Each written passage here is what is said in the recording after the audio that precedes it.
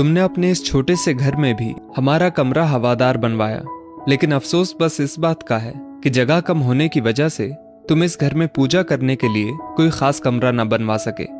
कुछ सोचते हुए रोहित की माँ उससे शिकायत कर बैठी। गमले में तुलसी और घर के भीतर एक छोटा सा मंदिर तो है ही, और क्या चाहिए माँ? रोहित ने माँ को समझाने की कोशिश की। बेटा, तुम समझे नहीं, बताइए तो सही। रोहित ने अपनी माँ के दिल की बात जाननी चाही। बगल वाले वर्मा जी के बेटे ने अपने घर में पूजा करने के लिए अलग से मंदिर का कमरा बनवाया है। मैं वैसे ही कमरे की बात कर रही थी। माँ की बात सुन रोहित सोच में पड़ गया, क्योंकि उसके पड़ोसी वर्मा जी का घर भी उसके मकान की तरह 100 गज जमीन पर ही खड़ा था।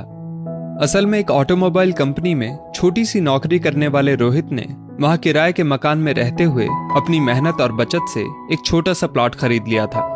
भाग दौड़कर होम लोन भी पास करवा लिया और घर का नक्शा बनते ही निर्माण कार्य भी तेजी से शुरू हो गया था।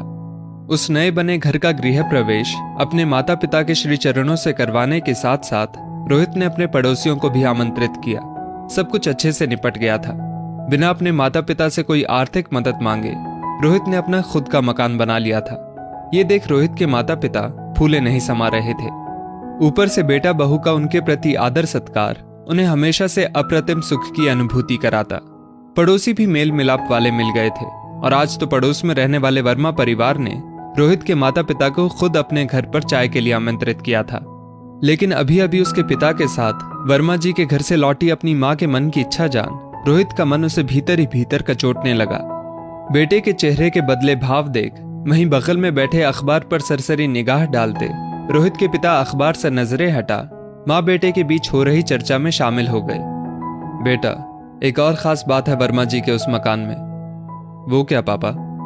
अब रोहित का ध्यान माँ की शिकायत से हटकर अपने पिता की ओर आकृष्ट हुआ, लेकिन उसके पिता रोहित की माँ की ओर देख मुस्कुराए। वर्मा जी का बिस्तर उनके घर के हॉल में लगा है। मैं कुछ समझा नहीं। रोहित अपने पिता की बातों का मतलब समझने की कोशिश में उनकी ओर देखने लगा और रोहित की माँ भी उसके पिता की पहेली में उलझ गई।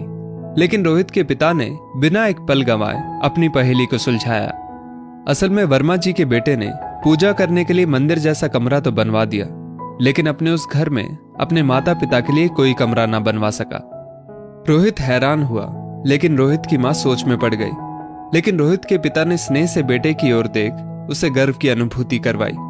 उसके पिता की बात सुनकर गहरी सोच में पड़ी रोहित की माँ भी अगले ही पल रोहित के माथे पर अपना हाथ फेरते हुए मुस्कुराई। आप सही कह रहे हैं जी। भले ही हमारे बेटे ने इस घर में भगवान की पूजा करने के लिए अलग से कमरा नहीं बनवाया, लेकिन अपने इस घर में हमारे लिए कमरा बनवाकर इसने हमारे दिए संस्कारों को सार्थक कर दिया है। अपनी माँ के चेहरे पर वापस लौट आई संतुष्टि देख रोहित भी संतुष्ट हुआ, क्योंकि हमारे आसपास ऐसे कई लोग मिल जाएंगे जो अपना खुद का मकान बनवाते वक्त अपने घर में भगवान की पूजा के लिए मंदिर के लिए अलग से कमरा तो बनवाते हैं, लेकिन अपने माता पिता के लिए एक कमरा बनवाना अक्सर भूल जाते हैं। दोस्तों, इस स्टोरी को लेकर आपकी क्या राय है नीचे कमेंट करके जरूर बताइएगा, और ऐसी ही और भी बेहतरीन वीडियोस के लिए हमारा पेज जरूर फॉलो करें। धन्यवाद।